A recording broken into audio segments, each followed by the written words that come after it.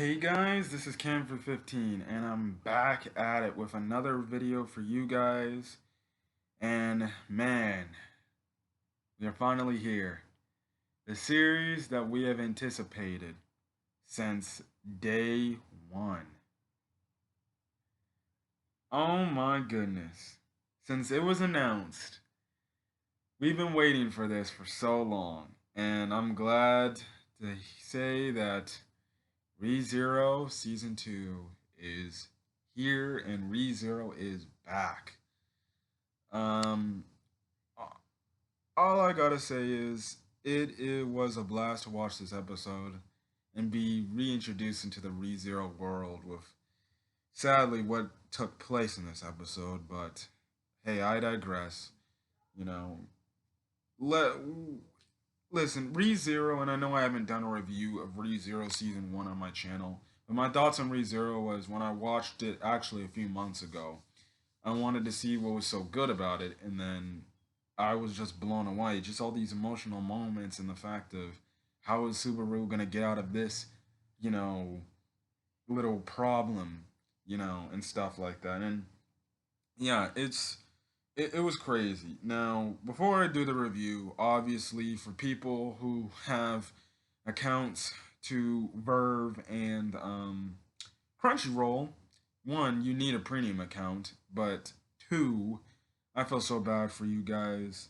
I know Crunchyroll like an hour ago had like when, and I'm making this video like 10 a.m.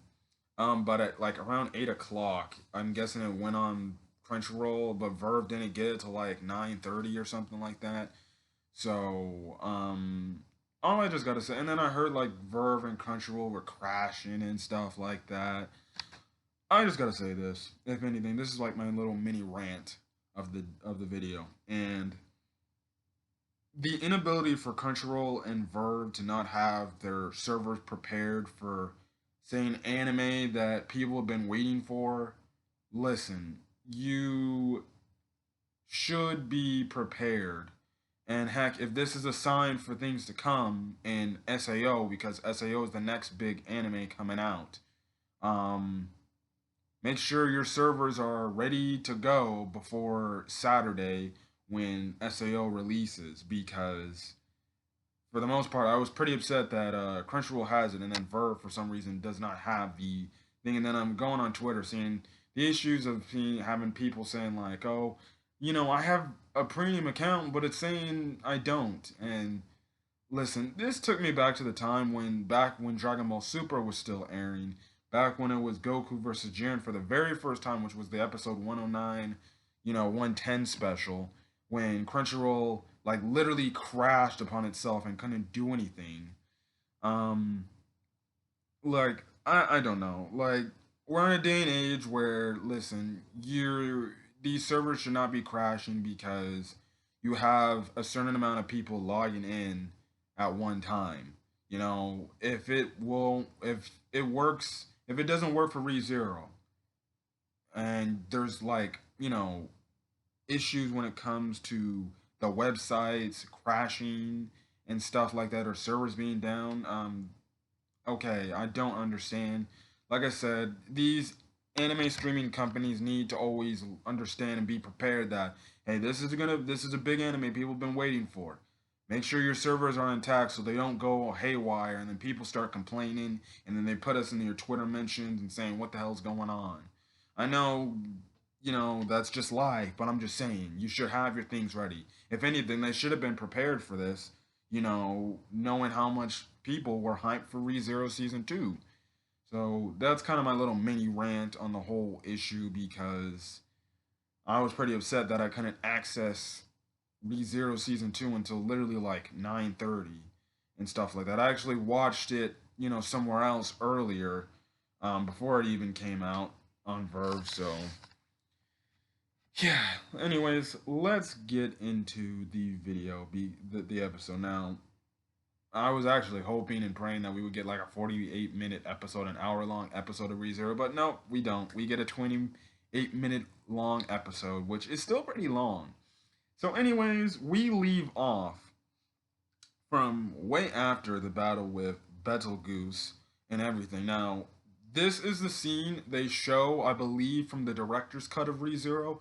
If you watch, say, if you watch the English dub version or you just watch the regular version, they do not show that scene in the end credits. I actually saw that this type of different post credit scene of the director's cut on YouTube.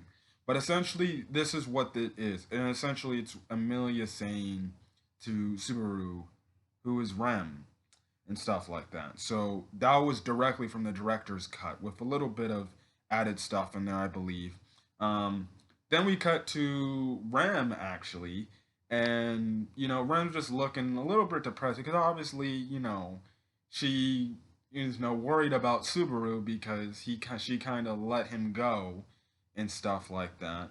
And we see Krush actually like say like, "Look, are you okay? He's gonna be all right. I understand you're worried, but it's like he said, when you smile, it lights your face up essentially." And even Rem is like, "You know what?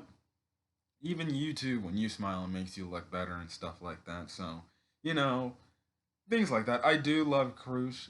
I do love Krush. She's honestly, she's honestly top five waifu in this series. I like her character. And then next thing you know, we hear this big explosion, and then we see one of the little cattle things being, I guess, blown up. So essentially, they take Krush and Rem take lead, and Krush is like, she comes to the point, she's like, just run over the dude, and then all of a sudden, Rem senses something. She pulls Krush out of the wagon, and the same thing happens. They try to run into the guy. They try to ram into this guy in this white cloak, and it just blows up instantly. And though even the guy in the white cloak is like, that was pretty stupid of you to do that, and stuff like that.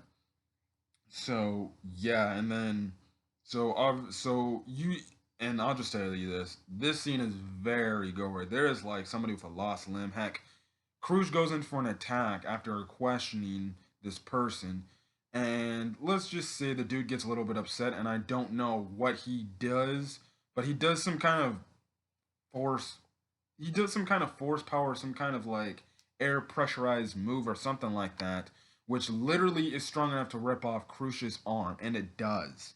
And that was pretty gory. I'm like, oh, we're getting straight to the point, out of the gate.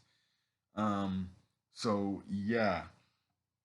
Um, anyways, Rem goes over to Crush. She kind of starts handling him, and then we see this other guy just talking about eating people, and he's just some crazy dude. We later find out this guy, this one dude, is the Sin Archbishop of the witches cult of Gluttony, and his group is called Lai Batin Kaitos. I think that's how you pronounce it. And then the white dude, he comes from the witch's cult, but for the greed aspect called Regulus Corneus. And yeah, they later go on to say that apparently the white whale was like their pet, and they wanted to see who killed the white whale and stuff because Jesus, that was enough of its own just to kill one of those things.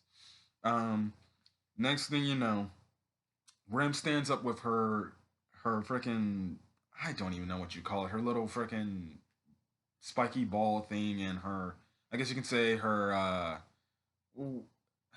katana type of thing, and stuff like that. So she's getting prepared to fight and stuff like that. And essentially, she says, who she is. She announces her name, which kind of explains what's going to happen, which happens later. And essentially, the dude starts attacking her. The crazy dude who was hungry about eating, the gluttony guy. Um, he starts fighting her, but none of the attacks Rem's dishing out is working, and the dude slowly, is getting closer to her to the point he eventually, like, it looks like he kills her. Then we get cut. Then it cuts to essentially, you know, the kingdom where Crush rules over her castle essentially, and Subaru is just looking at all the carnage that has been taking place and stuff like that. And he sees all these dead bodies and everything, and like there's casualties, there's some injured people. Not all of them are dead, but you know, like this. And in this moment of instant, Subaru, he's just running around trying to look for Rem. He's like, Rem, Rem, Rem. He eventually finds Rem's body, but the doctor who was taking care of Rem says there's nothing I can really do for her. So then Subaru, he tries to fix everything. He tries to save, and he says like he's gonna use Return by Death so he can not only save Amelia again, and he even knows the risk going into it that he might actually face Betelgeuse again. And we all know how much of a pain in the butt that was, because that dude just would not die until the last second. He's doing this so he can try to save both Rem and Amelia.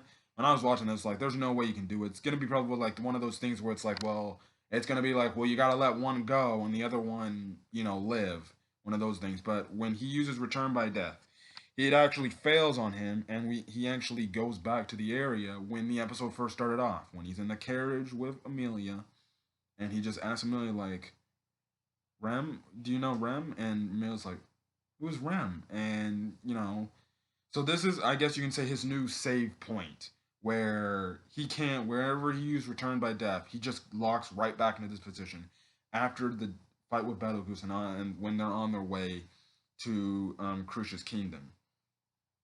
Um, so obviously knowing this, he obviously doesn't keep trying. So it cuts to, Rem lying in this bed and he's just sitting by the bedside. Puck later shows up and kind of explains what the hell's going down and explains who this gluttony guy is. We find out, and like I said, she's in a.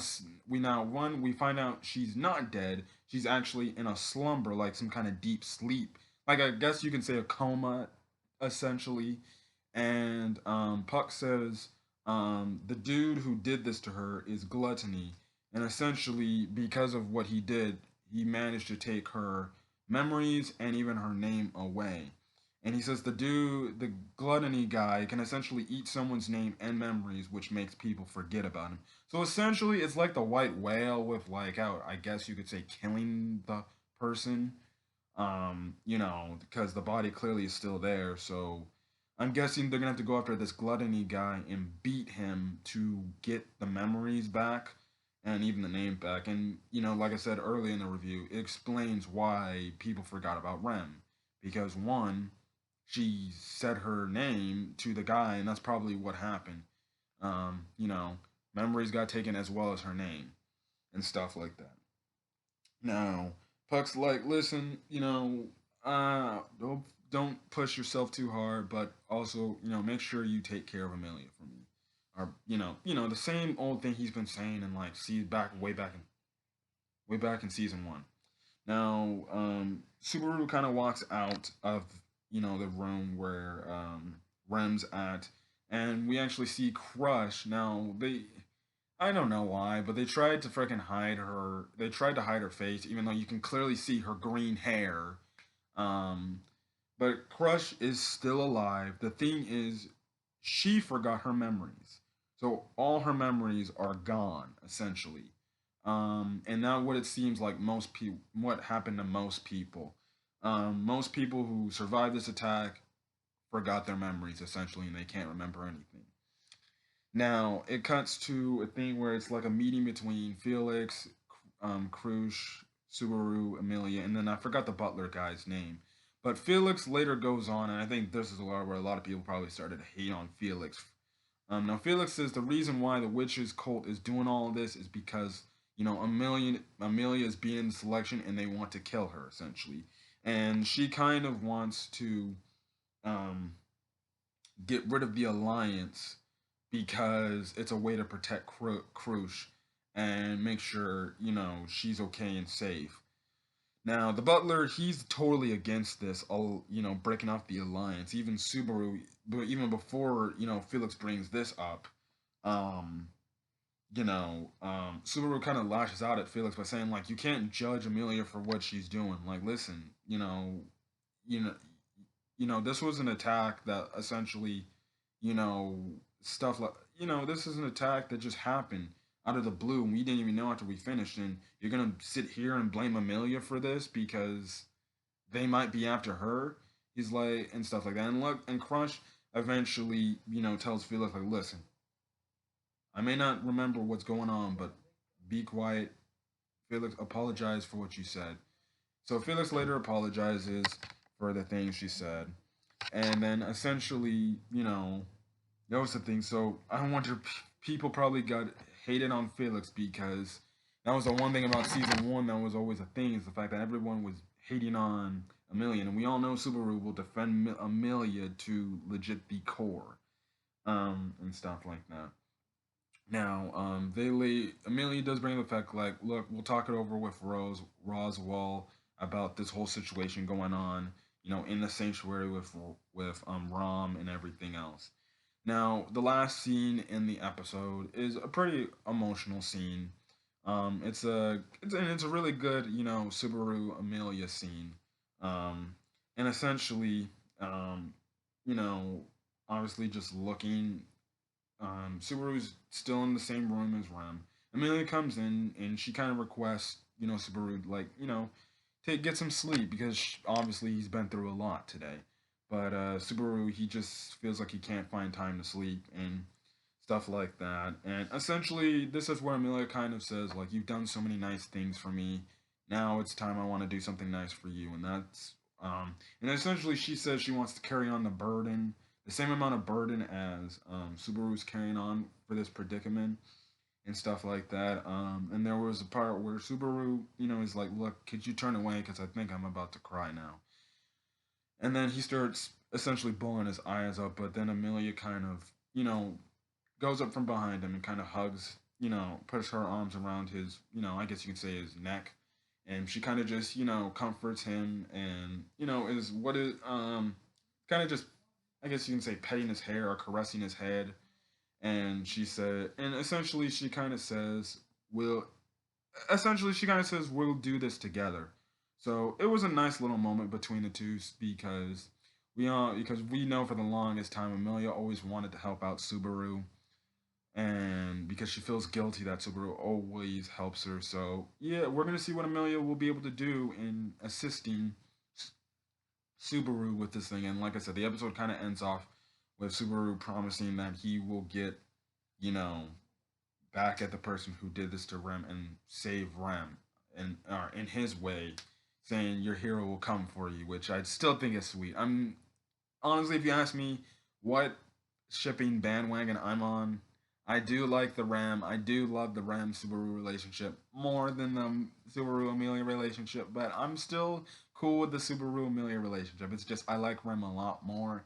Rem is honestly top tier waifu. She's my favorite character in this show, in ReZero, and heck, she might be my favorite girl character out of any anime, straight up, just because of her sweet nature.